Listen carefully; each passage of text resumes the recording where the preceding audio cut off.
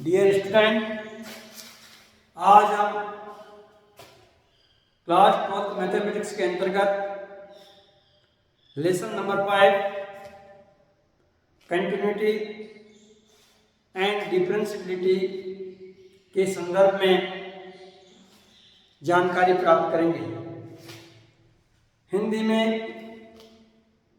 Continuity को कहते हैं सातत्य और डिफरेंशियबिलिटी को कहते हैं अवकलनीयता।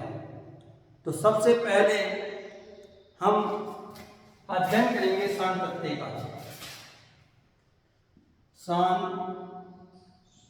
सातत्यता कंटिन्यूटी। तो देखिए, एक फलन एफ एक्स बराबर ए पर संतत कहलाता है या सातत्य होगा। एक फलन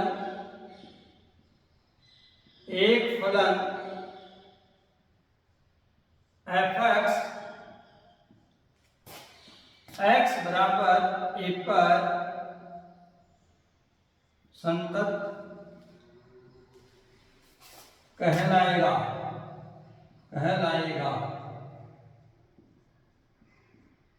अगेन, एक फलन एफ एक्स बराबर ए पर संतत कहलाएगा, कंटिन्यूअस होगा। तो देखिए, सबसे पहले हम विचार करते हैं एक फलन एफ एक्स। तो फलन है आपका एफ एक्स। जो एफ एक्स फलन है, ये कैसा फलन हो सकता है आपके पास? चर फलन हो सकता है। चर फलन, अचर फलन, मापांक फलन,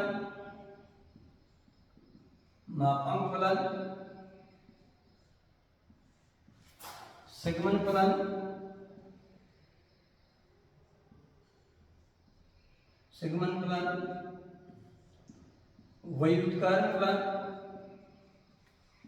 व्युत्क्रम फलन,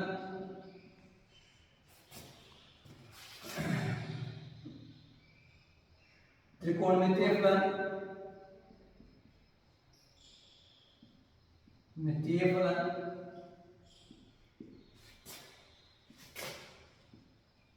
और महत्तम पूर्णांक फलन।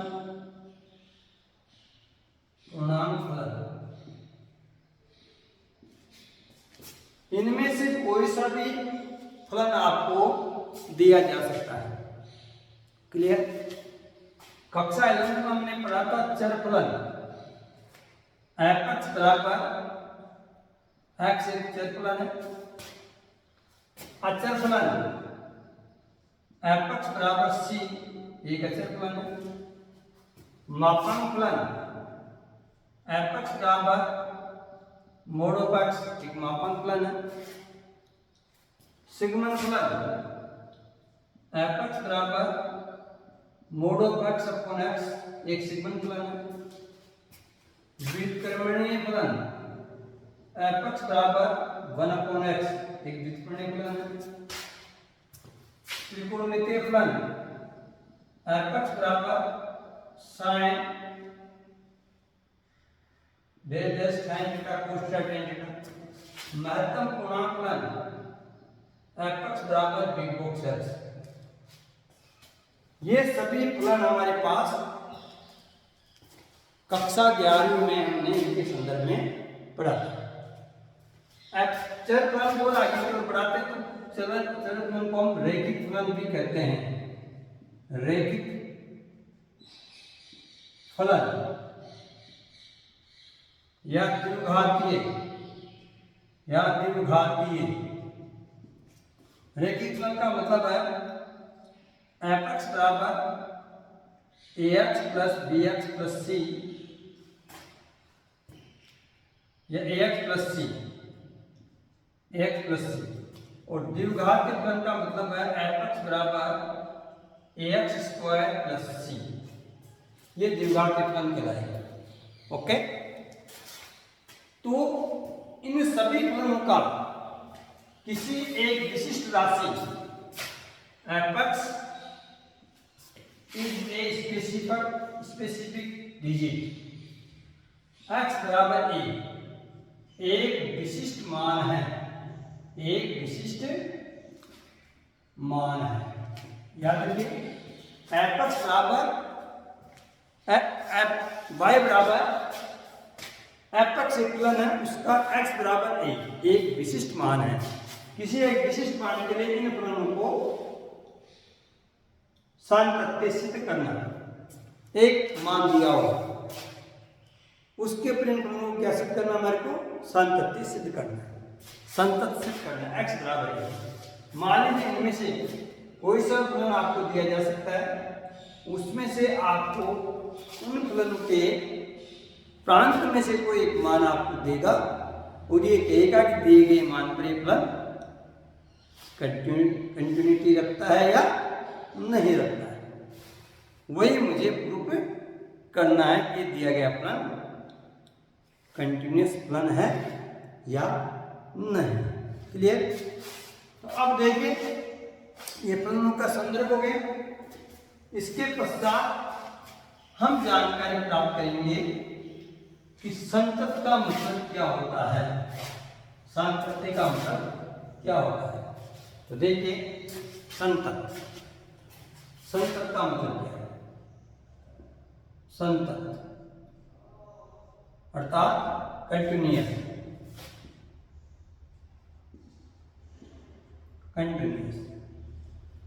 देखिए मित्रों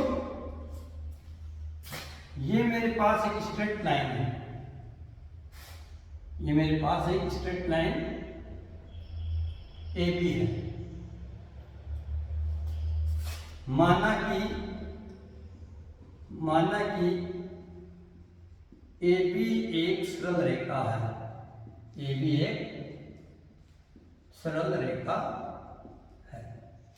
clear? Let AB is a straight line, AB एक सरल रेखा है। अर्थात इस सरल रेखा पर अन्य रूप में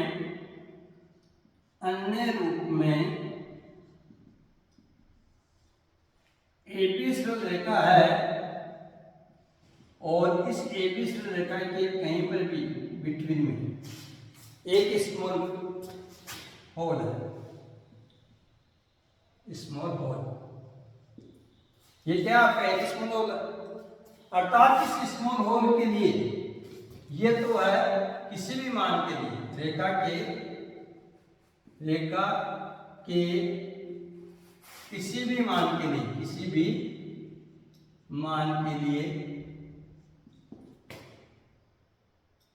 संतत है।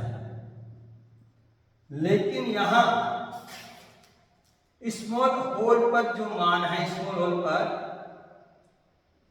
जो भी मान होगा उस पर ये असंतत है, उस पर असंतत है। क्लियर हो गया? इस x बराबर एक स्ट्रेट लाइन है, इस पर जो भी मान होगा किसी भी विशिष्ट मान के लिए संतत है।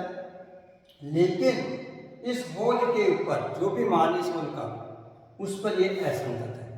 अब इस होल पर असंतत है तो उसका मतलब इसके दो पोर्शन बनेंगे, एक पोर्शन होल से पहले, एक पोर्शन होल के बाद। तो ये जो पोर्शन कहलाएगा ये RHS पोर्शन कहलाएगा, RHS, और ये जो पोर्शन कहलाएगा LHS पोर्शन कहलाएगा। क्लियर है? तो होल से पहले वाला LHS और होल के बाद वाला RHS पोर्शन कहलाता है। अर्थात इस होल से पहले, इस रेखा के होल से पहले ये संतत भाग है, क्या भाग है? संतत भाग है, कंटिन्यूअस पोर्शन। और होल के बाद ये और संतत भाग है, कंटिन्यूअस पोर्शन है। क्लियर? कहने का मतलब है कि इस एक विशेष बिंदु के लिए ये रेखा संतत नहीं है, जबकि यहां प्रत्येक बिंदु के लिए रेखा संतत है। क्लियर हो गया? अब संतत का मतलब हुआ कि किसी भी ग्राफ में कोई होल नहीं होना चाहिए, कोई छेद नहीं होना चाहिए, कोई टूट नहीं होना चाहिए, ब्रेकअप नहीं होना चाहिए। अगर ब्रेकअप आ गया इसका मतलब संतत नहीं है, डिसकंटिन्यूस है। और यदि ब्रेकअप नहीं है, लगातार चल रहा है, रेगुलर चल रहा है, तो इसका मतलब है संतत है। इन अदर देखिए, और अपन नेक्स्ट आपको बताते हैं। जैसे ये एक मेरे पास रेखा है, this type of line it is a curve line, curve line.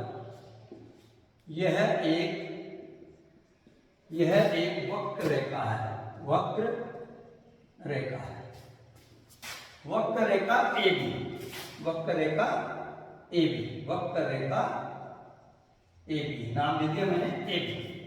ये एक वक्र रेखा है। इस वक्र रेखा पर यहां जाकर के होल है, होल, ये होल है। इस पर ये संतत नहीं है, डिसकंटिन्यूअस है, संतत नहीं है, अर्थात नॉट कंटिन्यूअस, नॉट कंटिन्यूअस। किस पर? इस पर नॉट कंटिन्यूअस है।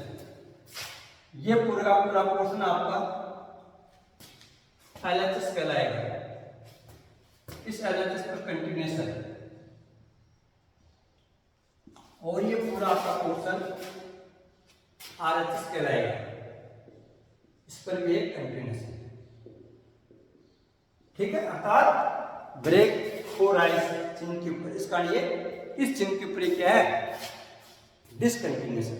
और इससे पहले LHS के लिए कंटिन्यूअस और RHS के लिए भी कंटिन्यूअस है। कहने का तात्पर्य, जो भी पंक्चुएशन होगा उसका ग्राफ या तो स्ट्रेट लाइन में होगा या फिर कर्व लाइन में। ओके, या तो स्ट्रेट लाइन में होगा या कर्व लाइन में होगा। उसके आधार पर हम निर्णय करेंगे कि जो ग्राफ बन रहा है किस बिंदु के लिए डिसकंटिन्यूअस है, असंतत है। तो किसी भी फलन के संतत होने के लिए क्या क्या शर्त हो गई? मैंने कहा LHS है, RHS है और एक पॉइंट है। तो 3 शर्त हो गई। कितनी शर्त हो गई? 3 शर्त।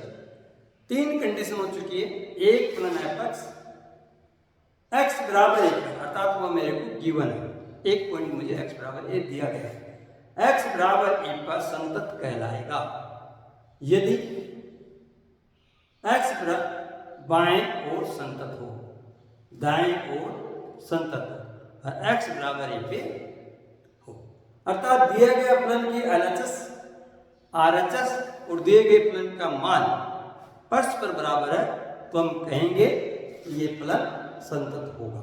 अदरवाइज हम ये कहेंगे कि दिया गया फलन LHS संतत है, बाईं ओर संतत है या दाईं ओर संतत है। क्लियर है? तो कहने का मतलब, मेरे पास किसी भी फलन के संतत होने के लिए प्रारंभिक जो स्थिति है वो क्या कहते हैं? देखिए, एक फलन f(x),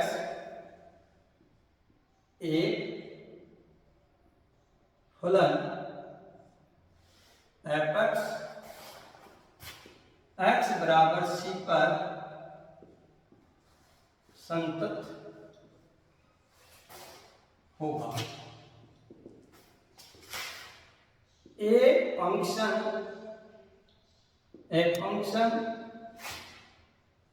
B continuous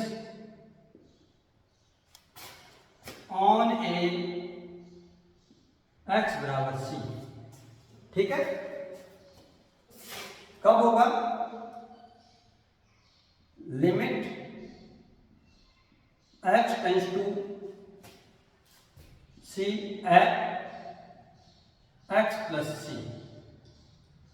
equal to limit h tends to 0, h tends to 0 ले लीजिए आप,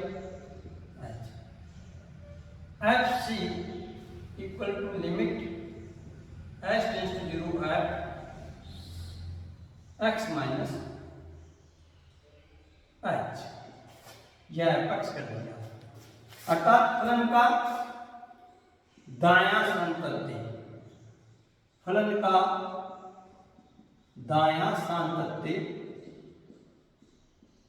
फलन का बायां सांतत्य और फलन का x बराबर c पर मान। यदि ये परस्पर बराबर है तो हम कह सकते हैं कि दिया गया फलन संतत फलन है। किसी भी फलन के संतत होने के लिए क्या कंडीशन है कि दिया गया फलन बाईं ओर संतत हो, दाईं ओर संतत हो, दिए गए मान पर संतत, अर्थात एक फलन की दाईं सीमा का मान, बाईं सीमा का मान और फलन पर दिए गए मान के परस्पर बराबर हो। किसी भी फलन के संतत होने के लिए आवश्यक है कि फलन की दाईं सीमा का मान, बाईं सीमा का मान और दिए गए मान पर जो भी राशि प्राप्त होती है सबके सब परस्पर बराबर। यदि इसमें से भी एक भी मान बराबर नहीं है तो वह फलन संतत न होकर के असंतत फलन कहलाएगा। क्लियर हो गया बात कि किसी भी फलन के संतत होने के लिए फलन की बाईं सीमा का मान, दाईं सीमा का मान और फलन का मान परस्पर बराबर होना चाहिए। कक्षा 11 में हमने पढ़ा था किसी भी फलन का मान कैसे ज्ञात किया जाता है। किसी भी फलन का मान किसी भी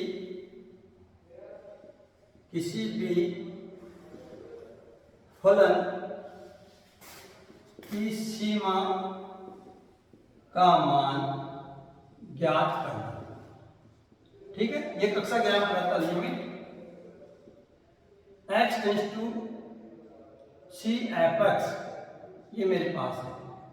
एपेक्स इज ए फंक्शन जो मैंने पहले आपको बताया, और x टेंड्स टू c अर्थात कांस्टेंट राशि पे, कोई भी कांस्टेंट राशि हो सकती है, उस पर इसका मान कैसे ज्ञात कर सकते हैं। इसका मान हम ज्ञात करते हैं प्रसार सूत्र से। प्रसार सूत्र एक होता है प्रसार फॉर्मूला, ठीक है, प्रसार सूत्र से। दूसरा परिमेयकरण, परिमेयकरण से। कौन से? परिमेयकरण से। तीसरा मानक सूत्र से, मानक सूत्र से। और चौथा देखो प्रसार सूत्र, परिमेयकरण और मानक सूत्र, इनके द्वारा हम किसी फलन की सीमा का मान ज्ञात कर सकते हैं, निर्धारण कर सकते हैं। क्लियर हो गया? अब ये फलन का अस्तित्व या नहीं है, ये एक अलग बात है। किसी भी फलन का अस्तित्व कब कहलाता है? जब उसका एक निश्चित मान होता है तो उस फलन का अस्तित्व होता है, अथवा उस फलन का अस्तित्व नहीं होता है। क्लियर हो गया आपके पास?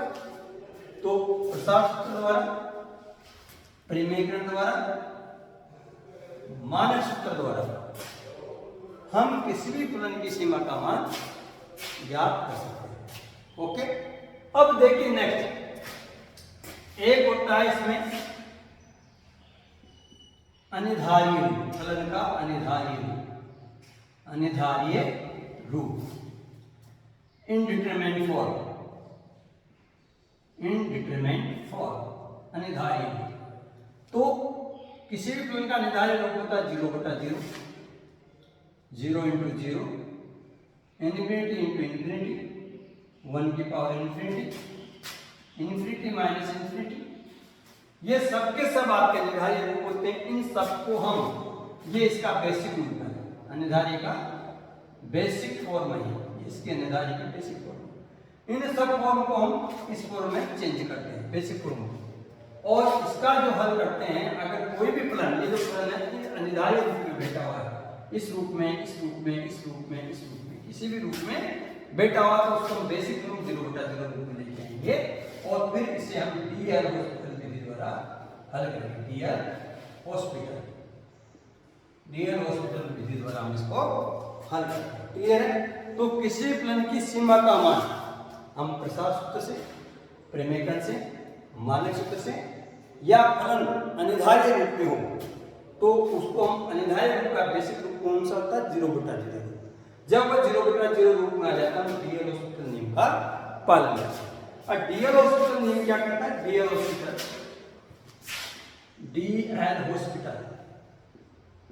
हॉस्पिटल नियम कहता है कि यदि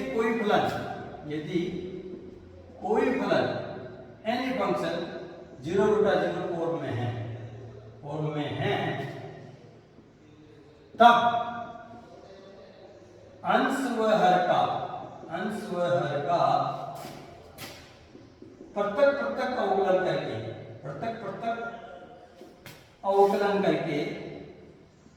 करके 0/0 रूप से बाहर लेकर आए। क्लियर है? तो अगर कोई भी फलन 0/0 रूप में है तो अंश व हर का अलग अलग अवकलन करेंगे। अंश का अवकलन अलग और हर का अवकलन अलग। अवकलन के जो नियम है अंश बटा हर वाला नियम नहीं लगाना है। अंश का अवकलन अलग करेंगे और हर का अवकलन अलग करेंगे और तब तक करते रहेंगे जब तक वह फलन 0/0 रूप से बाहर नहीं हो जाता। क्लियर? तो इस विधि से भी हम किसी भी फलन का मान ज्ञात कर सकते हैं।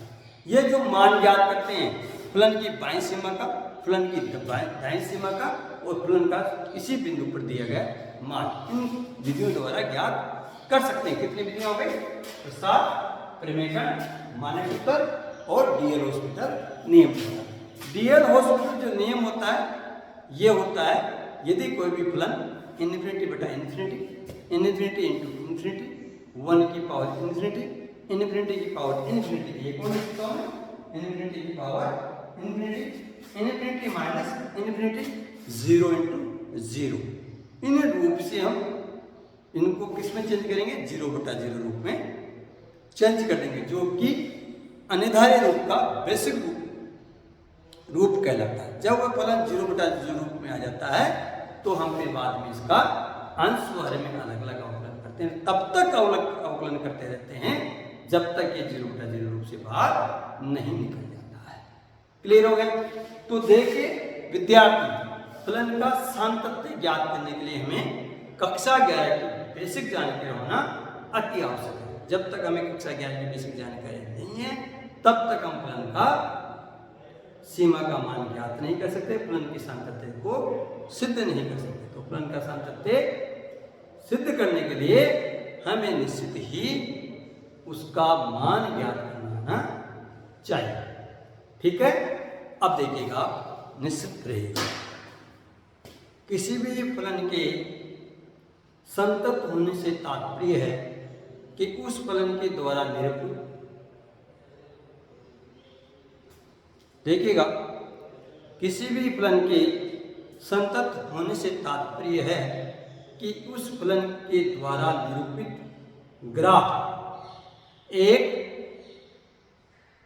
स्ट्रेट या कर्व रेखा के रूप में आता हो, लेकिन वह स्ट्रेट या कर्व रेखा कहीं से भी ब्रेक नहीं होनी चाहिए। जब वह ग्राफ की स्ट्रेट या कर्व रेखा कहीं से भी ब्रेक नहीं है तो हम कहेंगे कि दिया गया फलन इस रेखा पर, चाहे वह रेखा स्ट्रेट है या कर्व है, इस रेखा पर स्थित प्रत्येक बिंदु के लिए संतत होगा।